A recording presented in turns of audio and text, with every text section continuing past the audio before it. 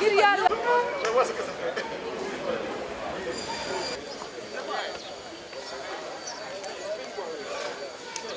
Je dirais qu'il y a un léger blocage ou un frein qui entrave au développement de la langue française, surtout chez nous les jeunes, parce qu'on se rend compte qu'à travers les SMS que l'on envoie, que l'on s'envoie entre amis ou à travers les mails, il y a beaucoup d'abréviations, ce qui ne contribue pas à enrichir le vocabulaire ou l'orthographe de beaucoup de mots ou expressions.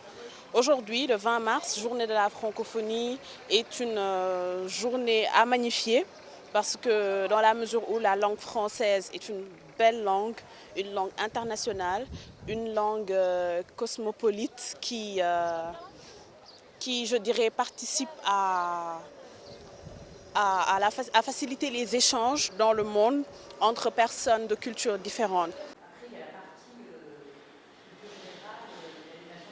Avec les textes et avec les textes. Oui, voilà. Oui, la sorcellerie, la magie, etc. Voilà. Aucune langue n'est supérieure à une autre, aucune langue n'a de primauté sur une autre.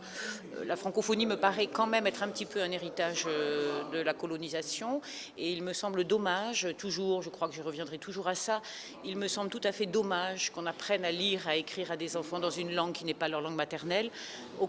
Tous les linguistes disent que c'est en dépit du bon sens, donc que le français soit une langue seconde, par exemple dans des pays, dans certains pays bien évidemment, mais que l'enseignement se fasse en français dans l'école élémentaire, au Sénégal ou dans d'autres pays, ça n'a vraiment pas de sens et ça nuit beaucoup au développement linguistique des enfants. Dans un monde où on parle plusieurs langues, il se trouve que moi je parle le français plus que d'autres langues. Donc j'ai bien intérêt à ce qu'il y ait un maximum de monde qui puisse parler français et que je puisse me faire comprendre ou maximiser les chances de me faire comprendre. Donc en personne très pragmatique, je plaide pour que la langue que je parle se développe le plus parmi d'autres langues. Je pense que c'est une excellente initiative, l'OIF, qui va permettre de vulgariser la langue française, mais aussi les pays francophones, qu'ils puissent travailler ensemble sur les volets économiques, sociaux, sur tous les volets.